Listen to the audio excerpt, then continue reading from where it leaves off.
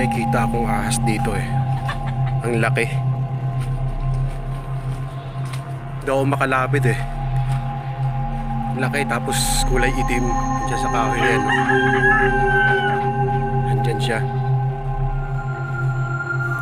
Hindi ko malapitan. Laki masyado.